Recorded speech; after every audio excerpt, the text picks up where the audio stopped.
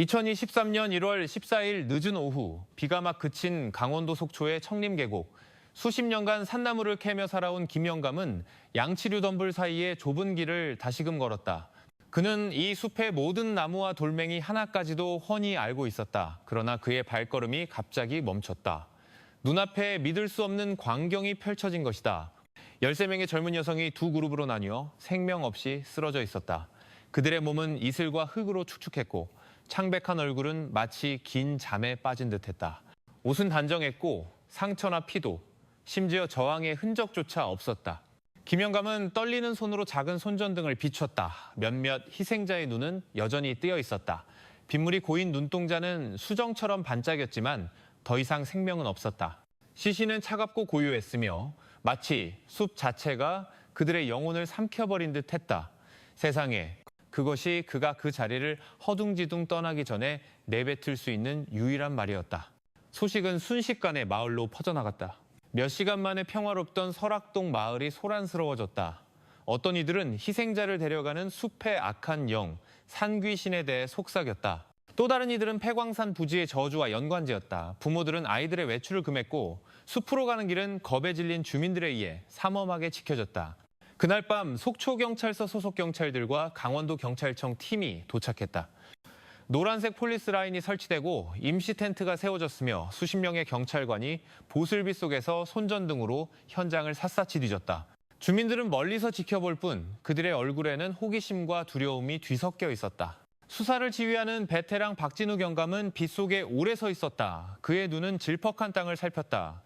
보통 살인사건 현장에는 저항의 흔적, 즉 꺾인 나무잎, 흐트러진 가지, 핏자국이 있기 마련이다. 하지만 이곳의 열세구의 시신은 너무나 평온하게 누워 있었다. 비극이라기엔 지나치게 고요했다. 그의 옆에서 법의학자 이수연 박사가 침착하게 초기 검사를 진행했다. 그녀는 희생자 중 한 명의 팔을 잡고 피부를 누른 뒤 생기 없는 눈에 손전등 빛을 비췄다. 사망 시각은 8시간 이내, 외부 상처는 없지만 동공이 확장되어 있어요. 어떤 물질이 체내로 들어갔을 가능성이 있습니다. 그녀가 나지막이 말했다. 희생자의 입에서 나는 희미한 냄새는 마취제 같았다. 박 경감은 천천히 고개를 끄덕였다. 확신할 수는 없었지만 그의 직감은 이것이 평범한 죽음이 아니라고 말하고 있었다. 이튿날 2023년 1월 15일, 소식은 이미 속초를 넘어 강원도 전역으로 퍼져나갔다. 경찰이 정보 유출을 막으려 했었지만 현장을 몰래 엿본 주민들이 찍은 흐릿한 사진들이 이미 SNS를 통해 퍼지고 있었다. 청림 계곡 13명 소녀 의문의 사망 같은 자극적인 제목들이 스마트폰 화면을 가득 채웠다. 수백 명의 사람들이 그저 멀리서라도 보려고 설악동으로 몰려들었고 경찰은 인파가 현장 감식을 방해하지 못하도록 바리케이드를 추가로 설치해야만 했다. 임시지휘본부에서 박 경감은 팀을 모았다. 뜬 소문에 휘둘려서는 안 돼. 이건 초자연적인 현상이 아니야. 배후에 사람이 있고 우린 그 흔적을 찾아야 한다. 그의 단호한 목소리에 모든 팀원들이 침묵했다. 과학수사팀장인 최민준 경정이 초기 결과를 보고했다. 적외선 카메라로 대형 차량의 타이어 자국을 발견했습니다. 오토바이가 아니라 픽업 트럭 종류의 가능성이 큽니다. 누군가 차량으로 이들을 이곳까지 데려온 겁니다. 박 경감은 깊은 숨을 내쉬었다. 소녀들이 스스로 오지 않았다는 그의 확신이 더욱 굳어졌다. 희생자들의 개인 소지품은 현장에서 전혀 발견되지 않았다. 휴대폰도, 가방도, 지갑도 없었다. 모든 것이 마치 누군가 의도적으로 흔적을 지운 듯 사라졌다. 유일한 단서는 희생자들의 신발에 묻은 붉은 갈색의 진흙이었다. 그 진흙은 사람들이 거의 다니지 않는 오래된 길, 오랫동안 폐쇄된 옛 광산길에서 온 것으로 보였다. 지휘본부 책상에 펼쳐진 설악산 국립공원 대형 지도는 그 길이 실제로 설악동 도로와 발견 장소를 연결할 수 있음을 보여주었다. 그날 오후 시신이 부검을 위해 속초의료원으로 옮겨진 후 박 경감은 핵심 증인인 박 사장을 찾아갔다. 청림계곡으로 가는 길목에서 작은 편의점을 운영하는 그는 초조하게 자신이 본 것을 이야기했다. 제가 봤어요. 젊은 아가씨들 수십 명이 라면이랑 음료수를 사면서 웃고 떠들었어요. 그러고는 작은 길로 걸어 들어갔죠. 그런데 은색 포터 트럭 한 대가 편의점에서 멀지 않은 곳에 멈춰 섰어요. 운전자는 내리지 않고 그냥 기다리고 있더라고요. 그 차가 천천히 뒤따라 들어갔어요. 박 경감의 심장이 거세게 뛰었다. 처음부터 낯선이가 그들을 뒤쫓고 있었다는 의미였다. 동시에 다른 제보가 들어왔다. 한 커피 농장 인부가 사건 전날 오후 숲으로 들어가는 대형 차량 소리를 들었지만 무서워서 가까이 가지 않았다고 했다. 또 다른 젊은이는 몇몇 소녀들이 DSLR 카메라를 들고 길가에서 사진 찍는 것을 봤다고 했다. 정보의 조각들이 서서히 하나의 패턴을 형성하기 시작했다. 누군가 의도적으로 희생자들을 숲으로 데려갔고 그들이 저항 한 번 없이 동시에 사망한 방식은 치밀한 계획이 있었음을 보여주었다. 어둑한 지휘본부에서 밤이 깊어갔다. 박 경감은 홀로 앉아 지도를 응시했다. 그는 박 사장의 편의점에서부터 발견 장소까지 선을 그었다. 지금은 거의 쓰이지 않는 옛 폐광산길이었다. 왜 이 13명의 소녀들은 이 길을 택했을까 아니면 강요당한 것일까? 그는 생각했다. 이 사건이 곧 전국적인 주목을 받을 것이며 해답을 찾기가 쉽지 않으리라는 것을 알았다. 하지만 한 가지는 분명했다. 진실은 저 어두운 숲 너머에 있었고 숲이 다시 입을 굳게 닫기 전에 그 진실을 파헤치는 것이 그들의 임무였다. 발견 후 이틀째, 비는 여전히 설악산의 비탈을 적시고 있었다. 속초의료원에서는 부검팀이 계속 작업 중이었고 설악동 인근의 임시지휘본부에서는 박 경감이 보고서를 쉴 새 없이 검토했다. 아주 작은 단서 하나가 열쇠가 될 수 있었다. 그날 아침 현장팀으로부터 놀라운 소식이 전해졌다. 첫 번째 시신이 발견된 곳에서 멀지 않은 진흙탕 속에서 한 경찰관이 잡고 검은 갈색의 물체를 발견했다. 진흙에 거의 덮여 있었는데 닦아보니 보호 케이스 없이 카메라에서 강제로 뽑힌 듯한 64GB짜리 SD카드였다. 카드는 즉시 디지털 포렌식 연구소로 옮겨졌다. 몇 시간의 복구 과정 끝에 컴퓨터 화면에 수십 장의 사진이 나타났다. 지휘본부의 모든 공간이 순간 정적에 휩싸였다. 사진들은 소녀들의 밝은 얼굴을 담고 있었다. 작은 개울가에서 포즈를 취하는 모습, 렌즈를 보며 웃는 모습, 비에 젖은 높은 나무들을 찍는 모습도 있었다. 사진이 한 장 한 장 대형 스크린에 투사되었다. 경찰관들은 침묵했다. 희생자들의 미소는 마치 그들이 여전히 그곳에 있는 것처럼 너무나 생생했다.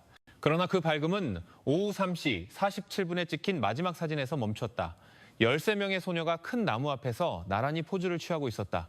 일부는 VV자를 그리며 손을 들고 있었다. 그들의 얼굴은 여전히 밝았지만 그들 뒤로 한 남자의 모습이 희미하게 서 있었다. 검은 옷에 검은 모자로 얼굴을 가렸고 키가 크고 덩치가 컸다. 손에는 무언가 불분명한 것을 들고 있었다.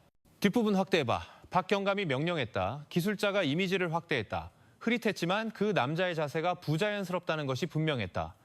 어깨는 떡 벌어졌고 몸은 앞으로 기울인 채 마치 감시하는 듯했다. 사진을 보는 모든 이가 소름이 돋았다. 이수연 박사가 나지막이 말했다. 만약 저 남자가 그들 뒤에 있었다면 이건 우연이 아니라 어떤 상호작용이 있었다는 뜻이에요. 박 경감은 고개를 끄덕였다. 마음속으로 그는 저 남자가 모든 미스터리의 열쇠라고 확신했다. 한편 초기 부검 결과가 들어왔다. 13명의 희생자 대부분에게서 고농도의 케타민과 자일라진 화학물질이 검출되었다. 11명은 구강 또는 호흡기를 통해 나머지 2명은 팔에서 미세한 주사 자국이 발견되었다. 그 설명은 모든 것을 납득시켰다. 희생자들은 약물에 취해 저항할 수 없었던 것이다. 이건 사고가 아니라 계획된 살인입니다. 회의에서 박 경감이 단호하게 말했다. 지휘본부 밖에서는 소문이 걷잡을 수 없이 퍼져나갔다. 첫날에는 흐릿한 사진만 돌았지만 이틀째에는 중앙 언론사들이 방송 카메라를 들고 도착했고 인터넷에서는 청림계곡, 13명소녀 해시태그가 실시간 트렌드에 오르기 시작했다. 네티즌들은 사입이 종교의식이라고 추측하기도 하고 숲의 저주를 언급하기도 했으며 심지어 초자연적 현상과 연결짓기도 했다. 그러나 언론의 소란 뒤에는 더 비통한 얼굴들이 있었다. 서울에서 온 중년 여성인 한 어머니는 비틀거리는 걸음으로 찾아왔다. 그녀는 이틀 전부터 딸 민서와 연락이 끊겼다. 경찰이 보여준 SD카드의 사진들을 보자마자 그녀는 오열했다. 제 딸이에요. 저 아이가 민서예요. 그녀의 울음소리는 지휘본부의 분위기를 갈라놓았고 몇몇 경찰관들은 차마 그 모습을 보지 못하고 고개를 숙였다. 주민들의 증언도 수사 방향을 더욱 확고히 했다. 김 기사라는 이름의 한 트럭 운전사는 사건 당일 오후 길가에서 검은 재킷을 입은 한 남자와 함께 있는 수십 명의 소녀들을 봤다고 진술했다. 그들은 웃고 있었지만 남자는 조용히 쳐다보기만 했다고 한다. 저는 그냥 친구들인 줄 알고 의심하지 않았어요. 라고 그가 말했다. 또 다른 증인인 커피 농장 인부는 다른 증언을 했다. 그는 일행을 보지는 못했지만 사시경 숲길로 들어가는 대형 차량 엔진 소리를 들었다고 했다. 안개를 뚫고 비치는 불빛을 본 후 조용해졌다고 했다. 저는 그냥 숲 탐험가들인 줄 알고 가까이 가지 않았어요. 라고 그는 말했다. 이 서로 다른 증언들은 오히려 퍼즐을 맞춰주었다. 김 기사는 희생자들이 의문의 남자와 마지막으로 상호작용하는 모습을 보았고 농장 인부는 같은 길로 차량이 들어가는 소리를 들었다. 박 경감은 결론을 내렸다. 은색 포터 트럭이 처음부터 그들을 따라갔고 숲으로 들어갔다. 사진 속 검은 옷의 남자는 운전자이거나 그 차에 동승한 사람일 가능성이 크다. 이를 확인하기 위해 팀은 도로를 따라 설치된 CCTV 기록을 확인했다. 춘천의 한 낡은 카메라에 오후 1시 12분경 소녀들의 오토바이를 뒤따르는 은색 포터 트럭이 명확히 찍혔다. 그 차는 이후 숲으로 향하는 작은 길로 따라 들어갔다. 번호판은 진흙에 가려 읽을 수 없었지만 차량의 형태는 현장의 타이어 자국과 일치했다. 만약 그게 사실이라면 마지막 사진 속 그들의 미소부터 시신으로 발견되기까지 우리에겐 불과 이 시간의 공백밖에 없는 겁니다.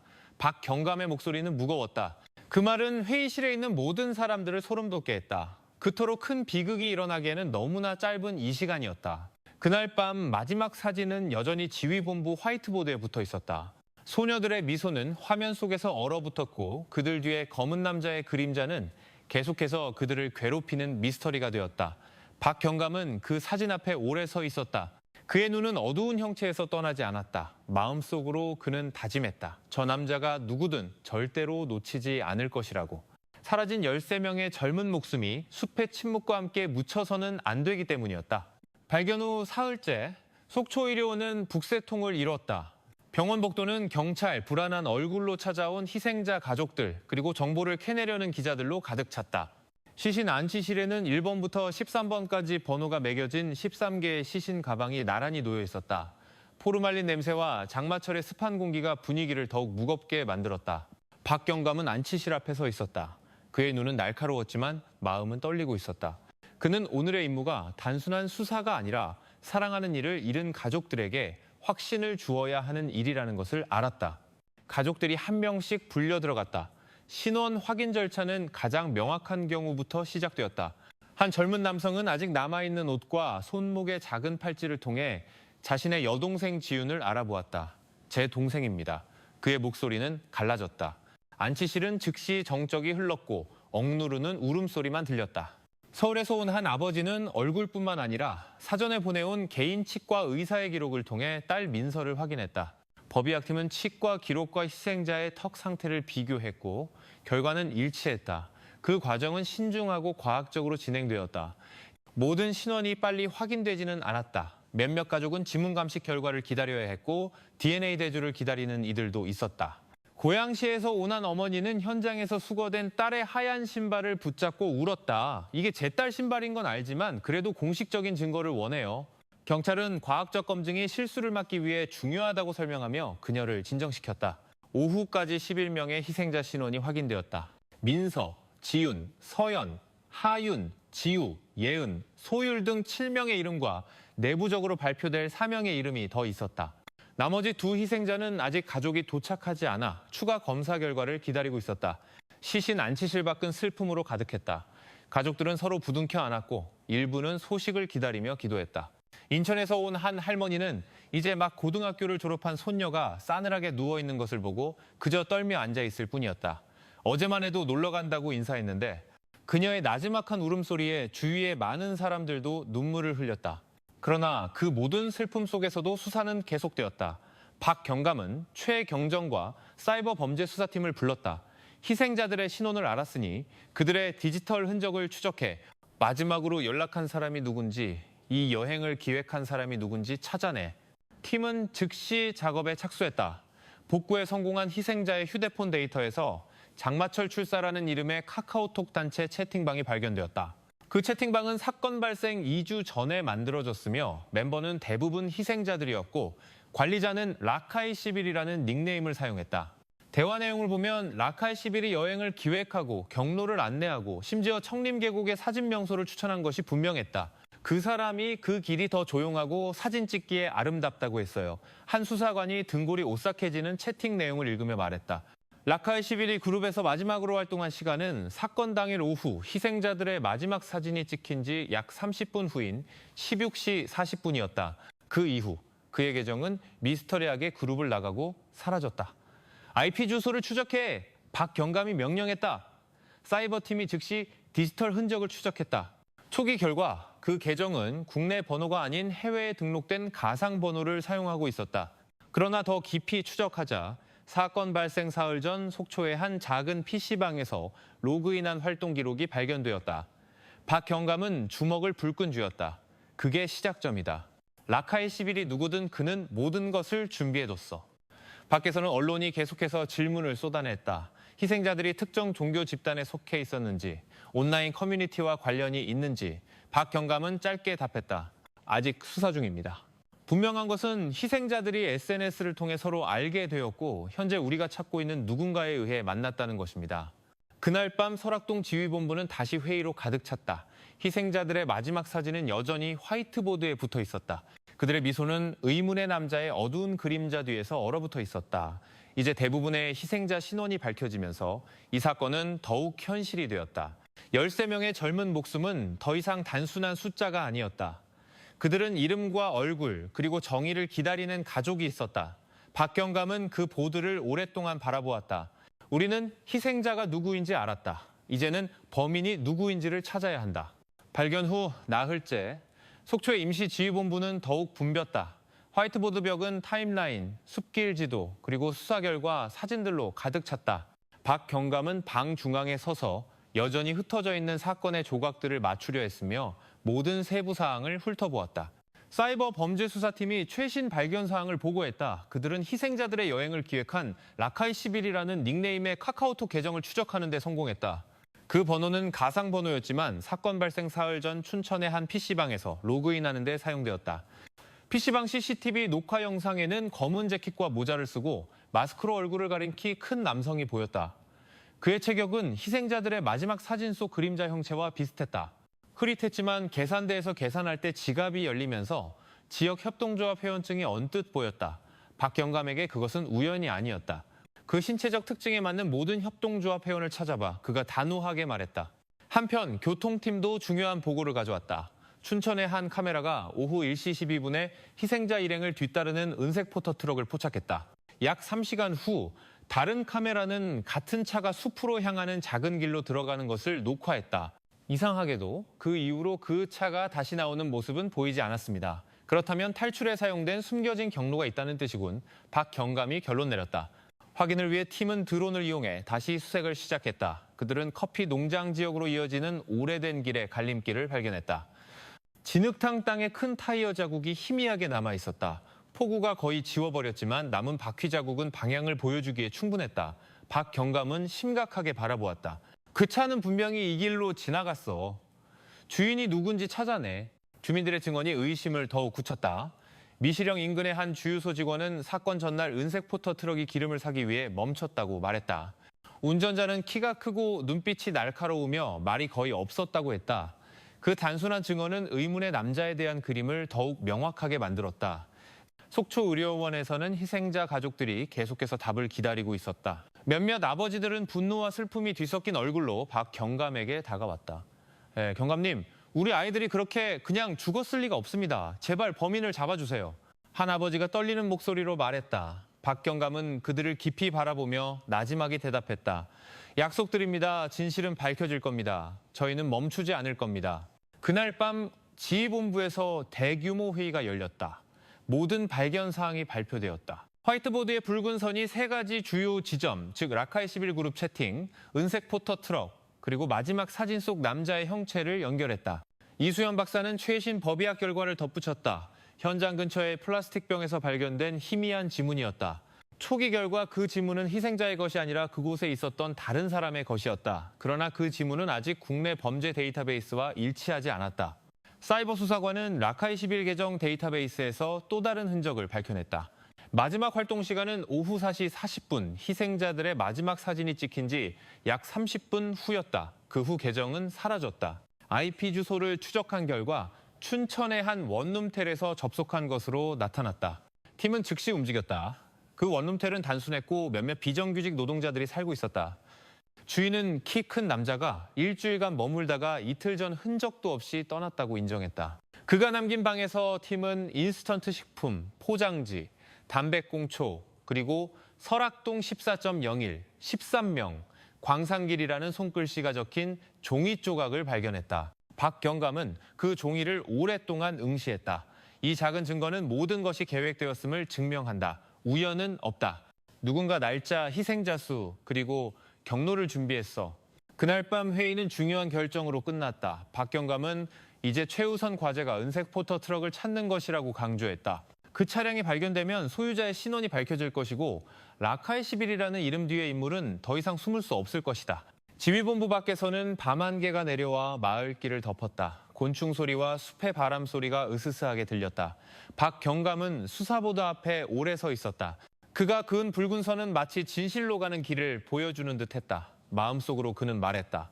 우리는 점점 가까워지고 있다. 저 어두운 그림자는 더 이상 오래 숨지 못할 것이다.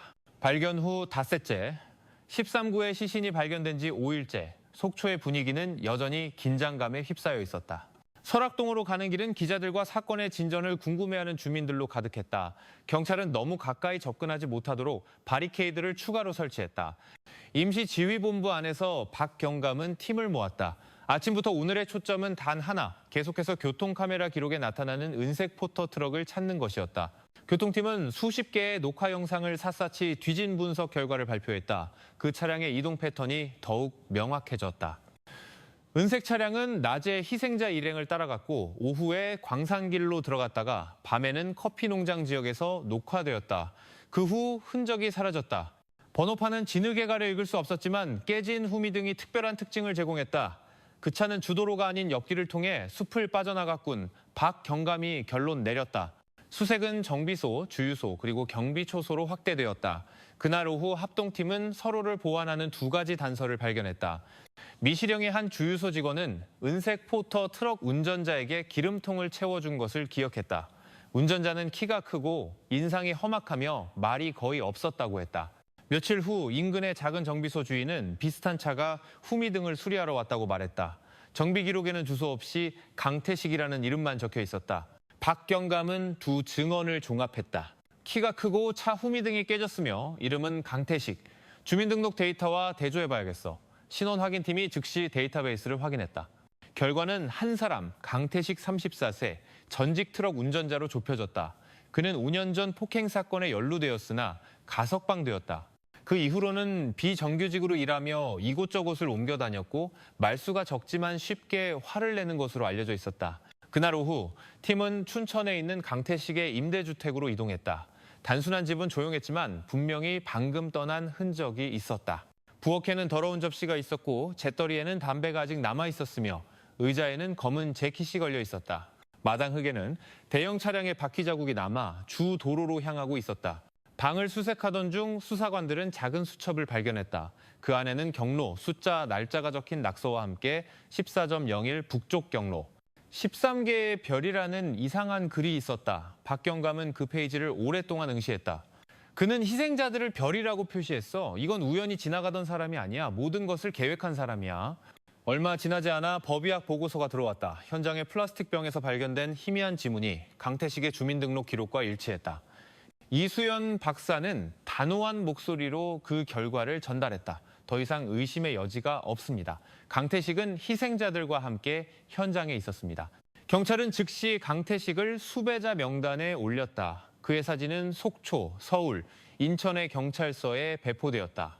터미널, 기차역, 지방도로는 삼엄한 경비에 들어갔다. 언론이 소식을 입수하고 즉시 보도하면서 강태식이라는 이름은 전국적인 헤드라인이 되었다. 대중의 압박은 더욱 거세졌다. 희생자 가족들이 지휘본부를 찾아와 자녀들의 사진을 들고 범인의 조속한 체포를 요구했다. 울음과 외침이 마당을 가득 채웠다. 박경감은 그들 가운데 서서 진정시키려 애썼다. 저희는 밤낮으로 일하고 있습니다. 진실은 곧 밝혀질 것이니 믿어주십시오. 그날 밤 정보팀은 은색 포터 트럭이 동해안으로 향하는 도로에서 목격되었다고 보고했다. 세 대의 경찰차가 출동했다. 길은 어두웠고 안개가 내렸으며 파도 소리가 희미하게 들렸다. 현장에 도착했을 때 그들은 해변 근처의 낡은 창고로 향하는 바퀴 자국을 보았다. 박경감은 팀에게 조용히 움직이라고 신호했다. 창고는 비어 있었고 자루들과 코를 찌르는 휘발유 냄새만 가득했다. 구석에는 빈 기름통과 새로운 담배꽁초가 있었다. 모든 흔적은 강태식이 방금 그곳을 떠났음을 보여주었다. 차도 없었다.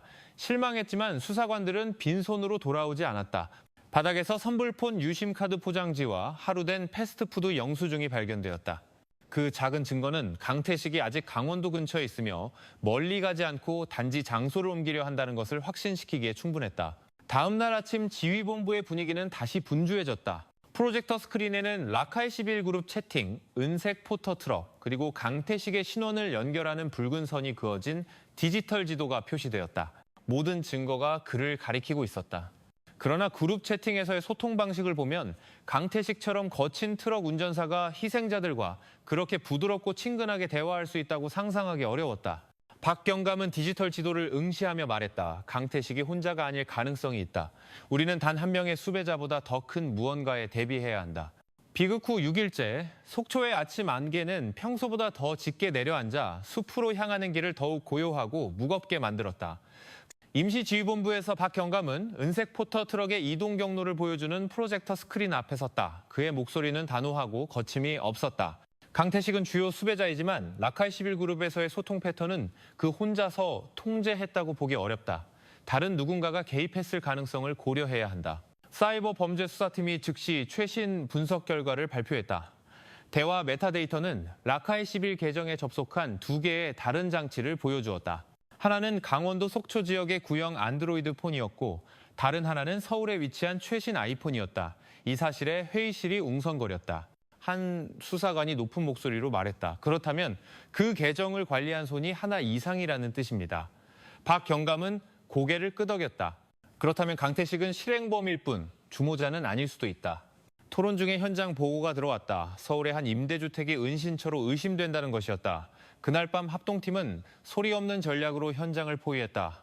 그러나 문을 부수고 들어갔을 때 방은 비어 있었고 접이식, 매트리스, 음식 포장지, 그리고 아직 온기가 남아있는 담배꽁초, 재만 있었다. 그들은 늦었다. 그럼에도 불구하고 한 가지 물건이 남아있었다. 키보드 부분이 일부 불에 탄 것처럼 보이는 노트북이었다. 디지털 포렌식 팀은 데이터를 복구하기 위해 필사적으로 노력했다. 몇 시간이 걸려 마침내 일부 파일이 복구되었다.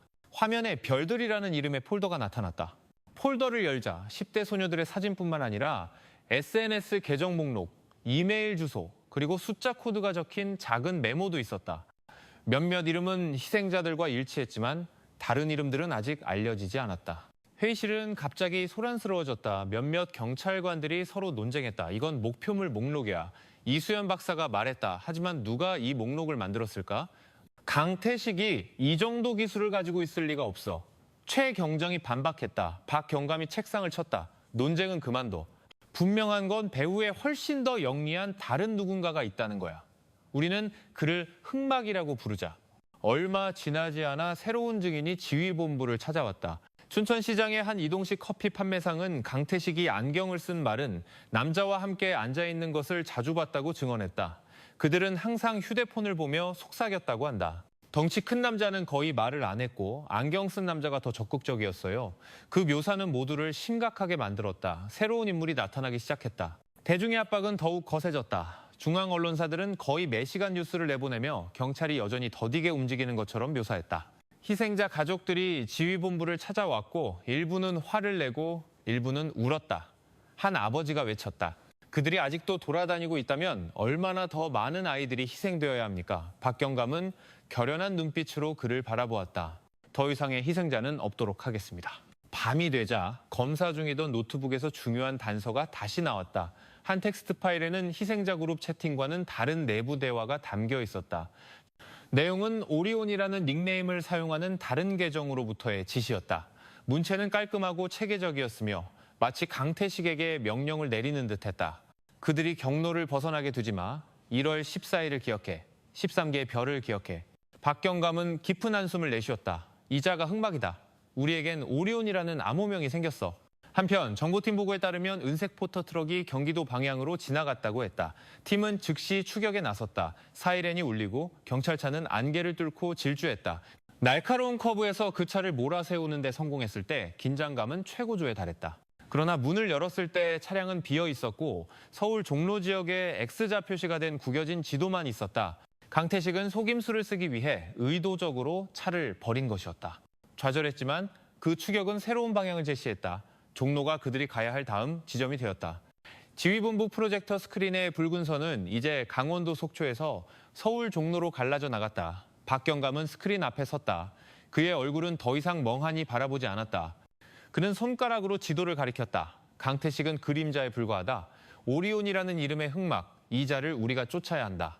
그리고 믿어라, 우리가 가까워질수록 그들은 더 위험해질 것이다. 비극 후 7일째, 서울의 하늘은 여전히 잿빛 구름으로 뒤덮여 있었다. 임시 지휘본부에서는 분위기가 더욱 긴장되었다. 프로젝터 스크린의 디지털 지도는 이제 동쪽, 정확히 종로 방향으로 갈라진 붉은 선을 보여주고 있었다. 박 경감은 단호한 어조로 아침 회의를 시작했다. 우리는 픽업 트럭의 흔적을 놓쳤지만 남겨진 지도는 우연일 리가 없다. 종로가 다음 목표다. 우리는 함정일 수도 혹은 해답이 있을 수도 있는 그곳에 대비해야 한다. 정보팀은 종로에 오래된 창고 몇 개가 있다고 보고했다. 그 장소들은 오랫동안 버려져 주민들의 활동이 없었다. 가장 북쪽에 있는 창고에서 기계 소리가 들린다는 보고가 있었습니다. 주민들은 누군가 그곳을 차지했다고 의심하지만 아무도 감히 접근하지 못했습니다. 한 경찰관이 설명했다. 박 경감은 고개를 끄덕였다. 성급하게 움직여서는 안 된다. 소규모 팀을 구성해 안전한 거리에서 감시하라. 한편 사이버 범죄 수사팀은 오리온 계정을 계속 추적했다. 분석 결과 서울 동부의 여러 PC방에서 인터넷 활동이 있었음이 드러났다. 한 PC방의 CCTV 녹화 영상에는 회색 후드티를 입은 안경 쓴 말은 남성이 늦은 밤까지 바쁘게 타자를 치는 모습이 포착되었다. 그의 얼굴은 춘천시장의 커피 판매상 묘사와 일치했다. 최경정은 덧붙였다. 이 사람은 단순한 인터넷 사용자가 아닙니다. 체계적인 패턴을 가지고 있고 흔적을 지우는 방법을 알고 있습니다. 그가 바로 오리온입니다. 신원은 디지털 포렌식 팀이 서울에서 발견된 불에 탄 노트북에서 암호화된 파일 하나를 여는 데 성공하면서 더욱 명확해졌다. 그 파일에는 여러 계좌를 거쳐 한 계좌로 이동하는 가상화폐 거래 목록이 담겨 있었다. 그 계좌의 이름은 한지훈 29세, 해킹 사건으로 퇴학당한 전직 정보통신학과 학생이었다. 주민등록 데이터의 사진은 PC방 CCTV 속 남성과 일치했다. 박경감은 낮지만 단호하게 말했다. 오리온의 이름은 한지훈이다. 그날 오후 소규모 팀이 종로로 이동했다. 지난밤 내린 비로 미끄러운 흙길은 야생덤불로 뒤덮여 있었다. 그들은 낡은 창고로 향하는 대형 차량의 바퀴 자국을 발견했다. 문에는 새로운 자물쇠가 걸려 있었다. 박경감은 손을 들어 멈추라는 신호를 보냈다. 그들이 여기 있었어. 서두르지 마. 적절한 때를 기다리자. 그날 밤 팀은 멀리서 잠복하며 어두운 건물에서 나오는 모든 소리와 빛을 기록했다. 속초 지휘본부에서는 대중의 압박이 더욱 거세졌다. 언론은 거의 매시간 뉴스를 내보냈고 희생자 가족들이 다시 지휘본부를 찾아왔다. 일부는 자녀들의 사진을 들고 명확한 설명을 요구했다. 박 경감은 잠시 밖으로 나와 단호한 어조로 말했다. 우리는 거의 다 왔습니다. 믿어주십시오. 관련된 모든 이가 체포되기 전까지 저희는 멈추지 않을 것입니다. 다음 날 아침 팀은 창고로 진입하기로 결정했다. 옅은 안개가 여전히 주변 들판을 감싸고 있었다. 철문이 부서지자 삐걱거리는 소리가 텅 빈 벽에 반사되었다. 그러나 창고는 이미 버려져 있었다. 안에는 조립식 컴퓨터가 놓인 책상, 흩어진 케이블, 그리고 숫자와 기호로 가득 찬 화이트보드만 있었다. 모두를 침묵하게 만든 거는 방구석에 있는 검은색 여행 가방이었다. 가방 안에는 얼굴은 다르지만 모두 지훈이라는 같은 성을 사용하는 여러 개의 위조 신분증이 들어있었다. 또한 마지막 메시지가 담긴 저가 휴대폰도 있었다. 다음 단계, 즉시 시작. 최경정은 속삭였다. 이건 분명 강태식 혼자 한 일이 아니야. 오리온은 조직을 가지고 있어. 갑자기 컴퓨터 화면이 자동으로 켜지며 녹화된 영상이 나타났다. 안경 쓴 남자의 얼굴이 나타났다. 그의 목소리는 차분했지만 날카로웠다. 이곳을 찾다니 똑똑하군. 하지만 너희는 여전히 늦었어. 강태식은 졸에 불과해. 게임을 조종하는 건 나고 이 게임은 아직 끝나지 않았어. 너희가 속초에서 본 것은 시작에 불과해. 그리고 화면은 꺼져 방 안에는 얼어붙은 긴장감만 남았다. 이수연 박사는 주먹을 불끈 쥐었다. 그가 우리에게 정면으로 도전하고 있어. 박경감은 기호로 가득 찬 화이트보드에 다가갔다. 그의 눈이 빠르게 훑었다. 그는 그 낙서가 단순한 장식이 아니라 코드라는 것을 알았다. 오리온은 우리가 그가 만든 게임에 참여하기를 원해. 하지만 우리는 우리만의 규칙으로 반격할 것이다.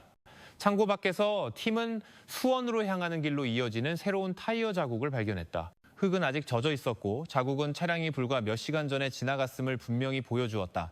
박경감은 즉시 결정을 내렸다. 수원으로 이동한다. 그가 사라질 기회를 주지 마라. 그러나 마음속으로 박 경감은 게임이 바뀌었다는 것을 깨달았다. 오리온은 더 이상 화면 뒤의 이름이 아니었다. 그는 모든 것을 냉정하게 계획하고 심지어 경찰 앞에서 도전적인 메시지를 남길 만큼 대담한 인물이었다. 그리고 이제 그의 흔적은 더 붐비고 숨을 가능성이 많은 도시 수원으로 향하고 있었다. 추격전은 이제 막 더 위험한 국면으로 접어들었다. 비극 후 8일째 수원의 공기는 덥고 후텁지근했다.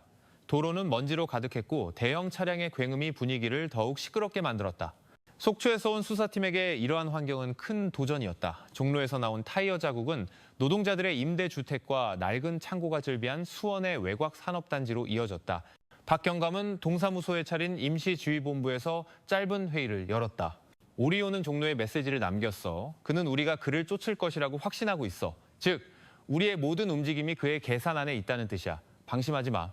그의 깊은 목소리에 모든 경찰관들이 심각하게 침묵했다. 정보팀은 수원 장안구의 한 임대주택이 한지훈과 닮은 안경 쓴 말은 남성에 의해 자주 사용되었다고 보고했다. 주변 주민들은 그 집이 낮에는 항상 조용했지만 새벽까지 불이 밝게 켜져 있었다고 이야기했다. 몇 번은 덩치 큰 남자가 오토바이를 타고 와서 하룻밤 묵고 떠났다고 했다. 박 경감은 짧게 한숨을 쉬었다.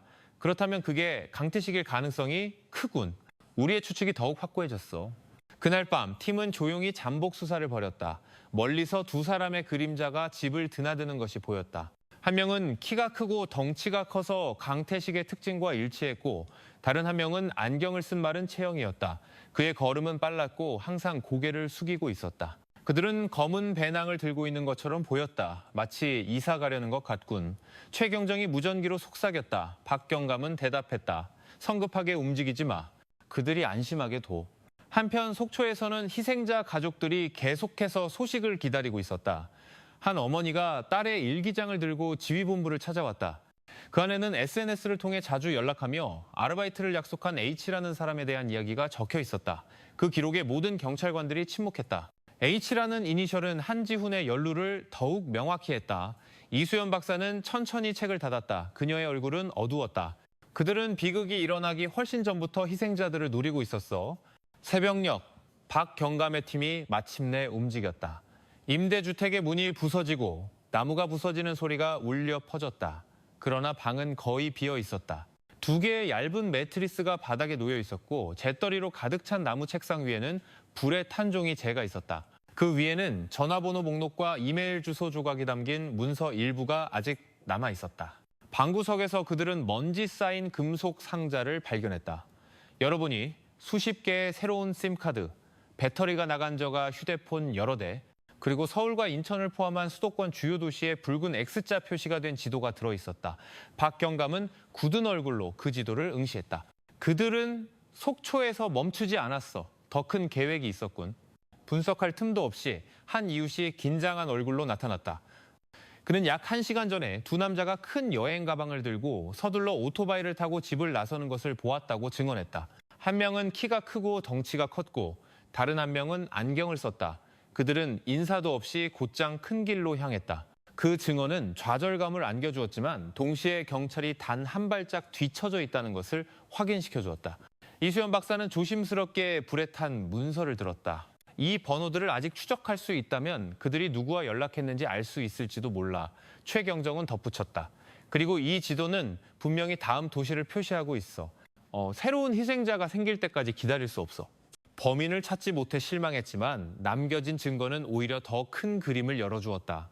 오리온은 단순히 살인만 한 것이 아니라 여러 도시의 목표물을 대상으로 계획적인 패턴을 짜고 있는 것으로 보였다. 그 발견 소식은 즉시 퍼져나갔고 언론은 오리온을 조직적인 네트워크를 가진 위험한 주모자로 집중 조명했다. 대중은 더욱 불안해졌다. 그러나 놀라운 소식이 한 희생자 가족에게서 나왔다. 한 오빠는 1년 전 온라인에서 한지훈과 알게 되었다고 증언했다. 그는 자신을 IT 학생이라고 소개했고 말솜씨가 좋고 친절했다고 한다. 제 동생도 희생자가 될 줄은 몰랐어요. 그는 너무나 설득력 있게 위장했어요. 그가 떨리는 목소리로 말했다. 그 증언은 퍼즐의 한 조각을 더했다. 오리온은 갑자기 나타난 낯선 인물이 아니라 오랫동안 잠재적 희생자들과 접촉하며 덫을 놓을 적절한 시기를 기다리고 있었던 것이다. 그날 밤 수원지휘본부에서 박경감은 이수연, 최경정과 함께 X자 표시로 가득 찬 지도를 바라보며 앉아 있었다. 이번에는 혼잣말이 아니라 열띤 토론이 벌어졌다. 우리가 수원에만 집중하면 그들은 이미 서울로 갔을지도 모릅니다. 최경정이 말했다. 하지만 팀을 나누면 전력을 잃을 수 있습니다. 이수연 박사가 반박했다. 박경감은 마침내 결정을 내렸다. 우리는 여러 도시를 아우르는 합동팀을 투입해야 한다. 내일부터 수도권 경찰청과 공조할 것이다. 오리온은 더 이상 자유롭지 못할 것이다. 수원은 단지 경유지였을 뿐이다. 새로운 흔적은 서울을 가리키고 있었고 모두가 대도시가 더 큰 위험을 의미한다는 것을 알고 있었다. 추격전은 새로운 국면으로 접어들었다. 비극 후 9일째. 서울은 뼈에 사무치는 추위로 그들을 맞았다. 도시의 거리는 관광객과 학생들로 가득 차 마치 그 번잡함 뒤에서 경찰이 위험한 주모자를 쫓고 있다는 사실을 아무도 모르는 것 같았다. 경찰청에 마련된 임시지휘본부에서 박경감은 벽에 걸린 큰 지도를 응시했다. 수원 임대주택에서 발견된 지도에 표시된 서울의 붉은 원이 이제 관심의 중심이 되었다. 만약 다음 목표물이 정말 여기 있다면 우리에겐 시간이 거의 없어. 늦어서는 안 돼. 그가 단호한 어조로 말했다. 그러나 전략에 대한 의견 차이가 나타나기 시작했다. 최경정은 디지털팀에 우선순위를 두어야 한다고 주장했다. 오리온은 분명 네트워크를 통해 움직이고 있어. 그가 멀리서 우리를 감시할 수 있어. 만약 우리가 그의 통신 패턴을 해독할 수 있다면 그의 다음 움직임을 알게 될 거야. 이수연 박사는 동의하지 않았다. 우리가 컴퓨터에만 매달리는 동안 희생자가 생길 수 있어. 우리는 현장으로 나가 지도에 표시된 장소들을 샅샅이 뒤져야 해. 긴장감이 고조되었고 몇몇 팀원들이 불안하게 서로를 쳐다보았다. 박경감은 재빨리 중재했다. 병행해서 진행한다. 최경정은 디지털 추적을 계속하고 이 박사는 현장팀을 이끌어. 우리는 집중력을 잃어서는 안 돼. 그날 오후 새로운 보고가 들어왔다. 명동 지역의 한 택시기사가 한지훈, 강태식과 닮은 두 남성이 소박한 고시원 앞에서 내리는 것을 본 적이 있다고 증언했다. 그들은 큰 여행 가방을 들고 서둘러 걸어갔다고 했다. 그 증언에 이수연 박사는 즉시 팀을 이끌고 그 고시원을 감시하기 시작했다. 멀리서 2층 방에 불이 켜져 있고 사람의 그림자가 오락가락하는 것이 보였다. 디지털 지휘본부에서 최경정은 의심스러운 신호를 포착했다. 수원에서 발견된 SIM 카드 중 하나가 다시 활성화되었다. 신호는 강남 지역 근처에서 감지되었다. 이건 우연이 아니야. 최경정이 재빨리 말했다. 그들은 서울에 있고 예비 카드 중 하나를 활성화하는 실수를 저질렀어. 그 정보는 새로운 방향을 제시했다. 갑자기 오리온의 계정이 다크웹 포럼에 다시 나타났다. 메시지는 짧지만 날카로웠다. 화려한 도시가 오늘 밤 시들 것이다. 그와 동시에 버스 정류장에서 기다리고 있는 한 10대 소녀를 멀리서 찍은 흐릿한 사진이 나타났다. 최경정은 그 사진을 박경감에게 보여주었다. 그가 일부러 우리를 도발하고 있어. 하지만 무시할 수는 없어. 팀은 즉시 나뉘었다. 이수연 박사는 사진과 일치하는 버스 정류장으로 이동했고 박경감은 고시원을 계속 감시하기로 결정했다. 그날 밤 서울의 분위기는 긴장으로 바뀌었다. 버스 정류장에서 이수연 박사는 사진과 일치하는 17세가량의 소녀를 발견했다. 소녀는 아무것도 모른다고 주장하며 단지 친구를 기다리고 있다고 했다. 그러나 더 자세히 조사하자 그녀의 가방에서 이름 없는 봉투가 발견되었다. 누가 넣었는지 모를 그 봉투 안에는 너희의 걸음은 이미 늦었다. 서울은 단지 경유지일 뿐. 이라는 손글씨가 적힌 종이가 들어있었다. 이수연 박사는 턱을 굳힌 채 그 종이를 움켜쥐었다. 그가 정말 우리의 모든 움직임을 감시하고 있어. 동시에 명동의 고시원을 감시하던 팀은 두 남자가 검은 여행 가방을 들고 나오는 것을 보았다. 그들은 그것을 검은 세단의 트렁크에 넣고 강변북로 방향으로 달려갔다. 경찰은 즉시 추격에 나섰다. 사이렌이 울리고 그날 밤 서울의 교통은 빠르게 질주하는 타이어 소리에 갈라졌다. 차는 마침내 고속도로 입구에서 멈춰 세워졌다. 모든 팀원들 앞에서 여행 가방이 열렸다. 이전의 예상과 달리 이번에는 빈미끼가 아니라 중요한 증거가 들어있었다. 일부 파손된 노트북, 여러 개의 메모리 카드, 그리고 숫자 코드가 적힌 종이 조각이었다. 일부 파일을 복구하는 데 성공했다. 다음 목표물로 의심되는 SNS 계정 이름 목록이었다. 몇몇 이름은 붉은 잉크로 줄이 그어져 있었는데 그들은 속초의 희생자들이었다. 놀랍게도 서울과 대전을 위치로 하는 세 개의 새로운 이름이 있었다. 박경감은 굳은 얼굴로 그 목록을 바라보았다. 마침내 실질적인 증거를 잡았어. 오리온은 더 이상 그림자가 아니야. 그는 너무 큰 흔적을 남겼어. 지휘본부에서 박경감은 모든 팀을 모았다. 더 이상 혼잣말이나 망설임은 없었다. 그는 크고 분명한 목소리로 말했다. 오늘 밤부터 우리는 전략을 바꾼다. 우리는 더 이상 그림자를 쫓는 것이 아니다. 우리에겐 목표물 목록이 있다. 우리의 임무는 그들이 희생되기 전에 보호하는 것이다. 서울이 이제 우리의 전장이다. 그리고 우리는 질 수 없다. 모든 팀원들이 확신에 찬 눈빛으로 그를 바라보았다. 비록 오리온은 아직 잡히지 않았지만 속초 비극 이후 처음으로 팀은 우위를 점했다고 느꼈다. 추격전은 이제 더 위험하지만 방향이 더 명확한 국면으로 접어들었다. 서울은 더 이상 관광도시가 아니었다. 그날 밤 그곳은 지성과 생명을 건싸움의 장으로 변했다.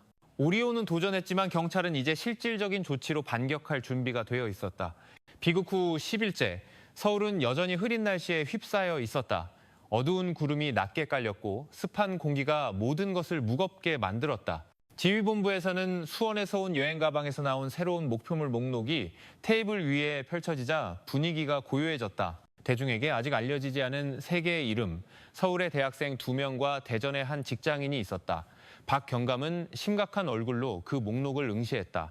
우리는 더 이상 그들의 그림자만 쫓아서는 안 된다. 이들을 먼저 보호해야 한다.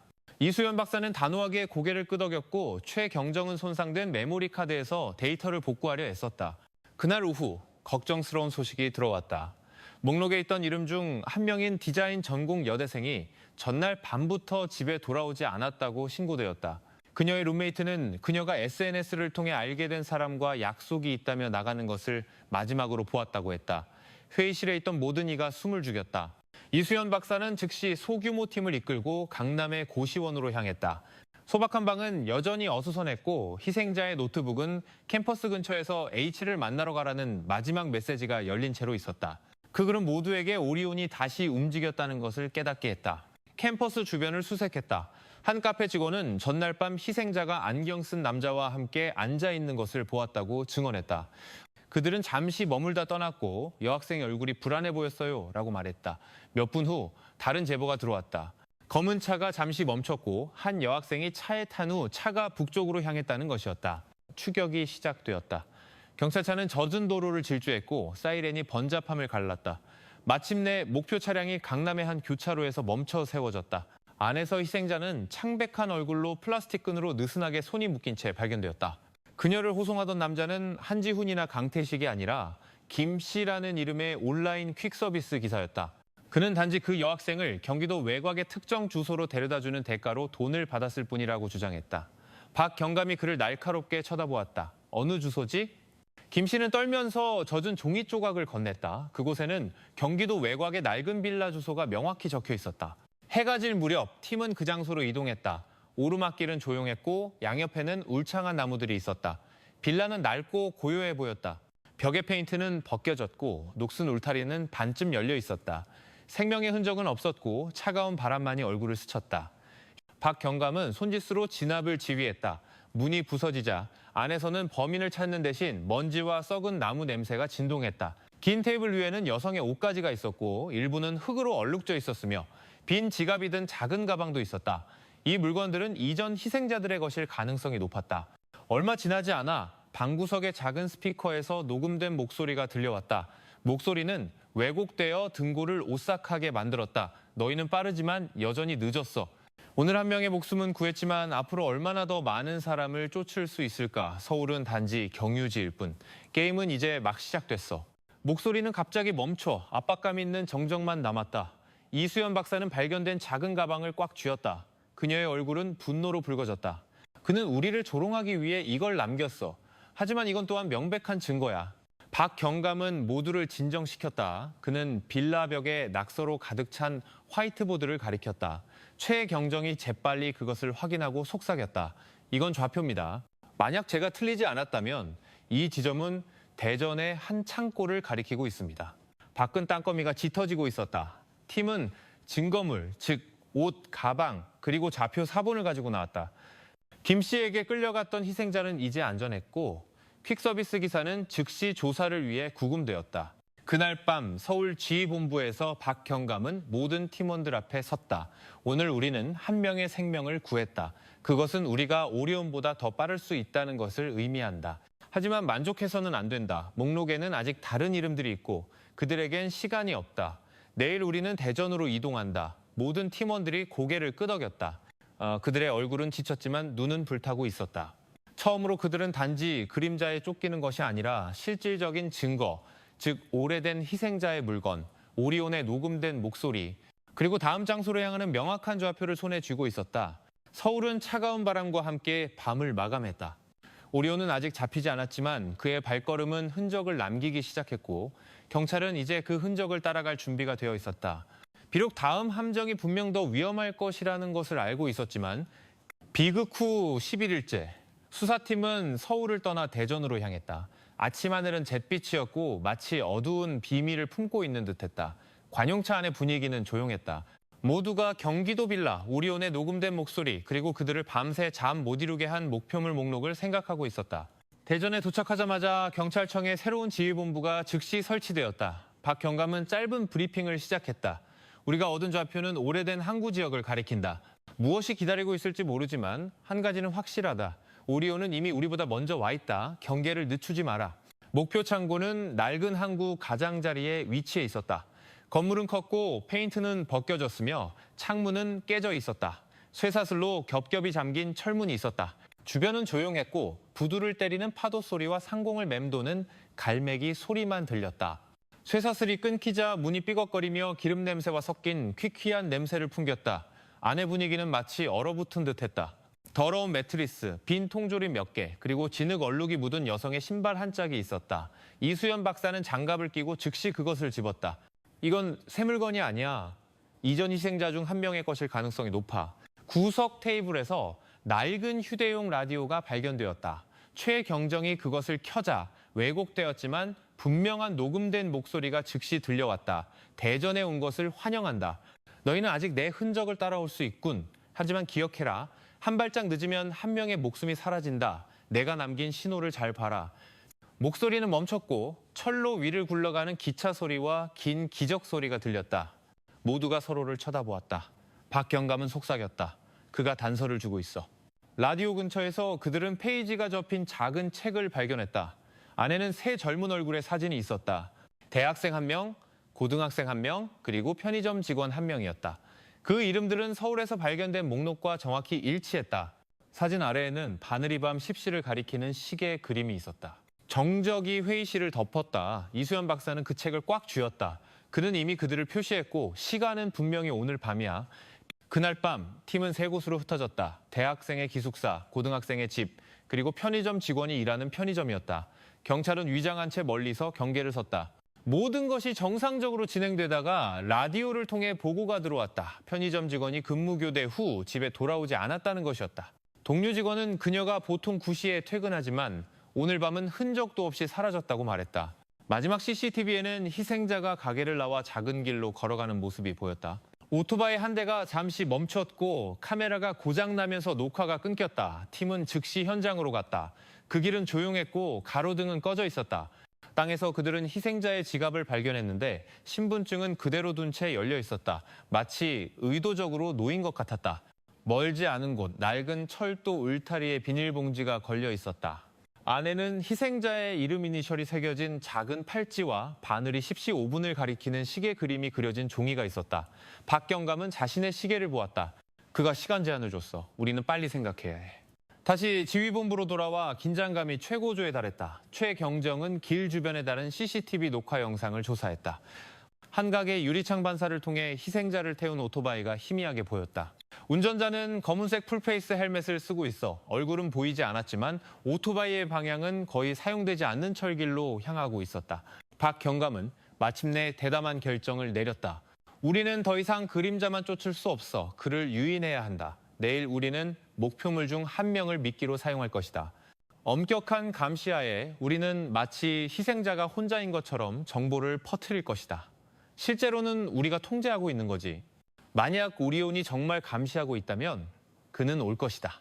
회의실은 조용해졌고 천천히 모두가 고개를 끄덕였다. 그들은 그 계획이 위험하다는 것을 알았지만 이것이 이 고양이와 쥐게임에서 벗어날 유일한 방법이었다.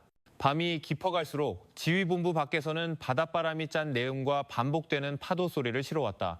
대전은 더 이상 해안 도시가 아니었다.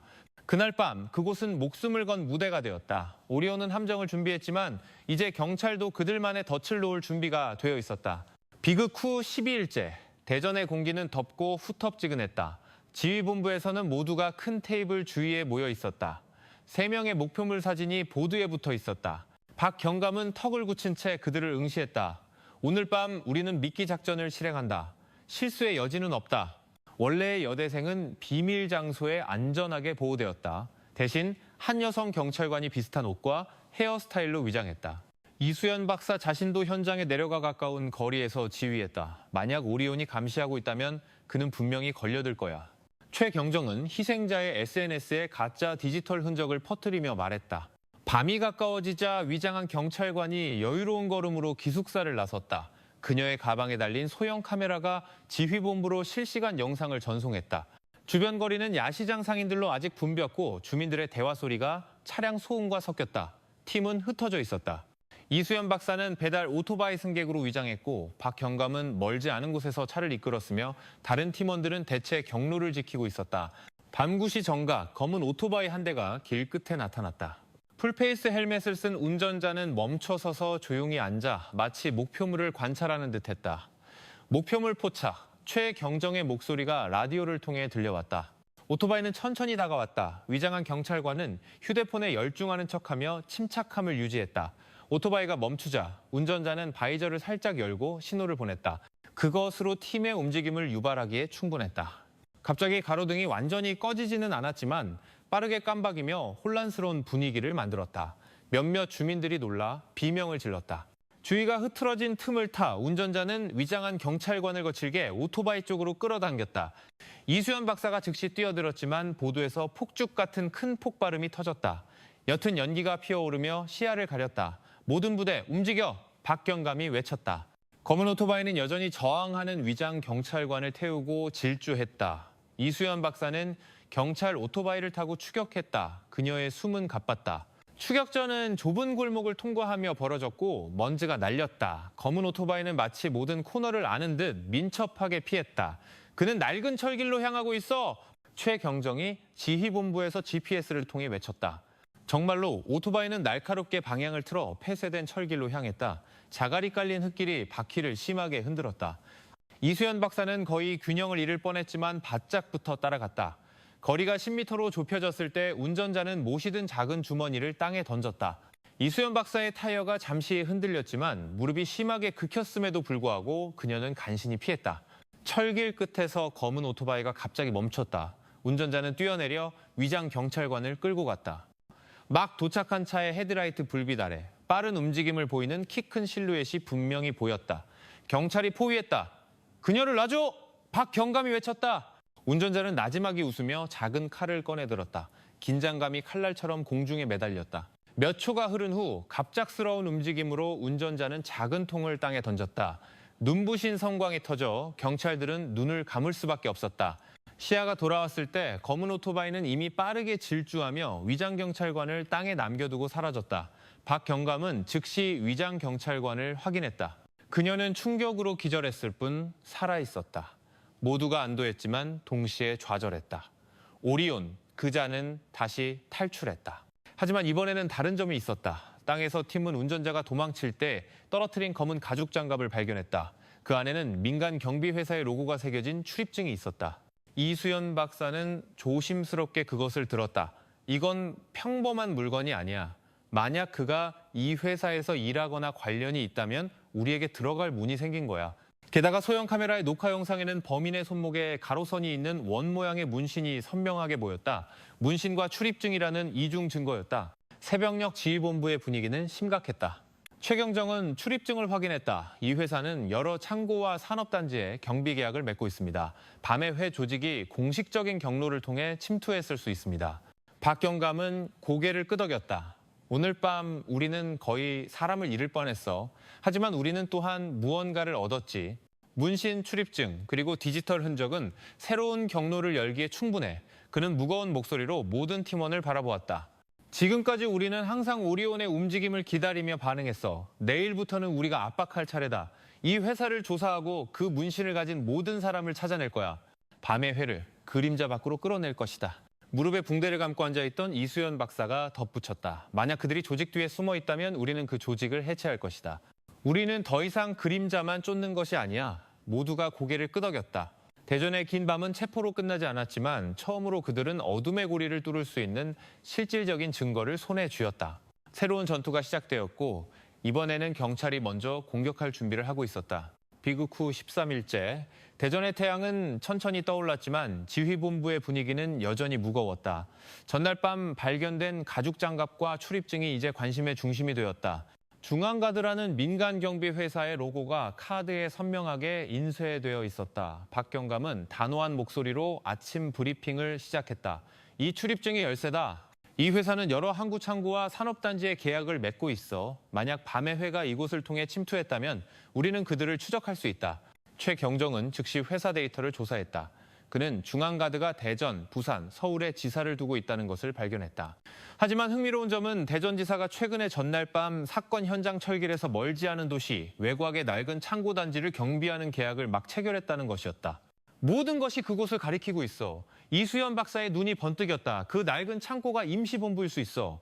그날 오후 팀은 위장하여 움직였다. 이수연 박사와 2명의 팀원은 항구 노동자로 위장했고 박경감과 최경정은 차 안에서 감시했다. 창고 단지는 조용해 보였고 작은 초소에는 중앙가드 유니폼을 입은 2명의 경비원만 앉아 있었다. 그러나 이상한 점이 있었다. CCTV 카메라는 일반 창고보다 훨씬 더 많이 겹겹이 설치돼 있었다. 이곳은 단순히 물건을 보관하는 곳이 아니야. 박경감이 중얼거렸다. 밤이 되자 분위기는 더욱 긴장되었다. 팀은 경비원들이 방심할 때까지 기다렸다. 특수 장비를 이용해 최경정은 카메라 중 하나의 신호를 끊어 틈을 만들었다. 이수연 박사와 2명의 팀원이 조용히 안으로 들어갔다. 녹과 먼지 냄새가 공기를 가득 채웠다. 한 창고 안에서 그들은 큰 보드가 있는 방을 발견했다. 보드는 지도와 사람들의 사진으로 가득했다. 일부 얼굴은 이미 희생된 사람들이었고 다른 얼굴들은 수원 목록에 3명의 목표물을 포함해 아직 살아있었다. 테이블 위에는 이름, 전화번호, 주소 목록이 담긴 두꺼운 서류철이 있었다. 모든 것이 정보기관 자료처럼 깔끔하게 정리되어 있었다. 그들은 작은 그룹이 아니야. 이건 광범위하고 조직적인 네트워크야. 이수연 박사는 숨을 죽였다. 갑자기 발소리가 다가왔다. 손전등 불빛이 방을 훑었다. 팀은 즉시 상자 더미 뒤에 숨었다. 유니폼을 입은 2 남자가 들어와 나지막이 이야기했다. 내일 밤 본부로 물품을 보낼 거야. 아무도 알아서는 안 돼. 한 남자가 말했다. 걱정 마. 보스가 다 준비했어. 밤의 회는 방해받지 않을 거야. 다른 남자가 대답했다. 이수연 박사는 총을 꽉 쥐었지만 박 경감은 무전기로 신호를 보냈다. 움직이지 마. 그들은 그 대화를 녹음했다. 2 남자가 떠난 후 팀은 서둘러 증거를 수집했다. 지도, 서류철, 그리고 녹음된 목소리를 사진으로 찍었다. 그러나 나가려고 할 때 갑자기 경보가 울렸다. 카메라 중 하나가 다시 활성화되어 그들의 그림자를 포착한 것이었다. 빨리 나와! 박경감이 무전기로 외쳤다. 사이렌이 크게 울리고 창고 불이 켜졌다. 경비원들이 달려왔고 일부는 쇠파이프를 들고 있었다. 한밤중에 추격전이 벌어졌다. 이수연 박사와 팀은 어두운 복도를 달려 상자 더미를 넘어뜨리며 달렸다. 발소리가 점점 가까워졌다. 복도 끝의 문은 잠겨 있었다. 한 팀원이 재빨리 문을 차서 열었다. 그들은 밖으로 뛰어내려 경비원들의 외침에 직면했다. 박경감의 차가 밖에서 기다리고 있었다. 빨리 타! 모두가 차에 뛰어들었고 차는 단지를 떠나 질주했다. 돌멩이가 날아다니고 고무탄이 차체를 때리는 소리가 들렸다. 모두의 숨이 가빴다. 이수연 박사는 그들이 가져온 서류철을 바라보았다. 적어도 이걸 손에 넣었어. 그들은 본부로의 배송에 대해 이야기했어. 그게 우리가 필요한 흔적이야. 지휘본부에서 최경정은 서류철을 검토했다. 한 페이지에 충청북도의 한 산간 지역에 있는 희미한 주소가 있었다. 이곳이 그들의 본부일 수 있습니다. 그가 심각하게 말했다. 박경감은 지도와 팀원들을 바라보았다. 우리는 너무 오랫동안 쫓기기만 했어. 내일 우리는 방향을 바꾼다. 우리는 그들의 소굴을 직접 공격할 것이다. 회의실은 조용해졌고 천천히 모두가 고개를 끄덕였다. 비극이 시작된 이래 처음으로 그들은 해답에 더 가까워졌다고 느꼈다. 밤의 회는 더 이상 그림자가 아니었다. 그들은 실제했고 조직적이었으며 이제 본부로 가는 흔적이 눈앞에 있었다. 그날 밤 대전에서는 바닷바람이 새로운 결의와 섞인 짠 내음을 실어왔다. 다음 전투는 더 이상 단순한 조사가 아니었다. 그것은 전면전이 될 것이었다. 비극 후 14일째, 팀은 충청북도로 출발했다. 산길을 뚫고 가는 여정은 옅은 안개와 함께했다. 아침 공기는 뼈에 사무치게 차가웠다. 그 안개 뒤에는 모든 질문에 대한 답이 숨겨져 있었다. 서류철의 희미한 주소는 그들을 낡은 설탕 공장 건물로 이끌었다. 밖에서 보면 버려진 것처럼 보였지만 지붕의 새로운 안테나는 그곳이 여전히 사용 중임을 나타냈다. 박 경감은 마지막 지시를 내렸다. 조심해서 진입한다. 우선순위는 증거 확보와 생존자 구출이다. 팀은 뒤편으로 잠입했다. 녹과 먼지 냄새가 윙윙거리는 발전기 소리와 섞여 있었다. 안에서 그들은 가로선이 있는 원, 즉 밤의 회의 상징이 그려진 낡은 현수막이 걸린 넓은 공간을 발견했다. 수십 개의 의자가 놓여 있었고 보드는 메모로 가득했으며 캐비닛에는 노트북과 문서가 들어있었다. 갑자기 서두르는 발소리가 들렸다. 복면을 쓴 몇몇 남자가 둔기를 들고 나타났다. 짧은 싸움이 벌어졌다. 경찰은 사살하지 않고 제압하려 했었다. 이수연 박사는 잠시 궁지에 몰렸지만 강력한 발차기로 상대를 쓰러뜨리는 데 성공했다. 주요 공간에서 박 경감은 손에 원문신이 있는 검은 정장 차림의 남자를 발견했다. 밤의 회의 지도자였다. 그의 얼굴은 차가웠고 눈빛은 날카로웠다. 너희가 우리를 막을 수 있다고 생각했나? 우리는 작은 일부에 불과해. 두려움이 우리의 무기고 사람들은 항상 두려워할 것이다. 박 경감은 동요하지 않고 그를 바라보았다. 하지만 두려움보다 더 강한 것이 있지. 진실이다. 그리고 오늘 진실은 우리 편이다. 싸움은 마침내 끝났다. 경찰은 몇몇 조직원을 체포하고 문서와 장비를 압수했다. 한 작은 방에서 그들은 희생자들의 소지품, 즉 가방, 신발, 일기장을 발견했다. 일부는 마치 말없는 증인이 되기를 기다리는 것처럼 온전한 상태였다. 해가 더 높이 떠오르자 낡은 건물은 공식적으로 봉쇄되었다. 지역 언론이 즉시 체포 소식을 보도했고 주민들은 멀리서 보기 위해 몰려들었다. 그날 밤 지휘본부에서 박 경감은 무겁지만 따뜻한 목소리로 팀에게 말했다. 우리가 잃어버린 생명을 되돌릴 수는 없지만 더 이상의 희생자가 나오지 않도록 할 수는 있다. 이것은 단지 범죄자를 잡는 문제가 아니다. 이것은 희망을 지키는 문제다. 이수연 박사는 밤하늘을 바라보며 아직 젊었던 희생자들의 얼굴을 떠올렸다. 그들은 떠났지만 그들의 이야기는 이 세상에는 항상 어둠이 존재한다는 경고가 되었다. 하지만 우리의 임무, 그리고 이 이야기를 듣는 모든 이의 임무는 아무리 작더라도 빛을 밝히는 것이다. 최경정은 나지막이 덧붙였다. 밤의 회가 마지막이 아닐지도 모르지만 그들이 나타날 때마다 우리는 준비되어 있을 것이다. 그날 밤 모두가 이 사건이 체포로 종결되었지만 훨씬 더 큰 교훈이 남았다는 것을 깨달았다. 두려움의 위험, 경계의 중요성, 그리고 진실의 편에 설 용기에 대해 이 이야기는 깊은 메시지를 남긴다. 절대로 방심하지 말고 낯선 사람을 쉽게 믿지 말며 항상 가족과 우정의 가치를 굳게 지켜야 한다는 것이다. 결국 우리를 지키는 것은 법뿐만 아니라 사랑과 연대이기 때문이다. 박 경감은 모든 사람의 마음에 남을 한 문장으로 보고서를 마쳤다. 진실은 더딜지라도 항상 제 길을 찾는다. 이 긴 이야기를 통해 우리는 삶이 때로는 예기치 않게 찾아오는 시련과 위험으로 가득하다는 것을 배운다. 특히 낯선 사람이나 솔깃해 보이는 제안에 직면했을 때 절대로 경계를 늦추지 마십시오. 호기심보다 안전이 더 소중하다는 것을 기억하십시오. 항상 가족과 소통하고 우정을 소중히 여기며 위협을 느낄 때 도움을 청하는 것을 망설이지 마십시오. 진정으로 어둠은 오직 빛으로만 이길 수 있으며 그 빛은 우리의 용기, 사랑, 그리고 연대 안에 있기 때문입니다. 더 이상의 희생자가 나오지 않도록 우리 서로를 지켜줍시다.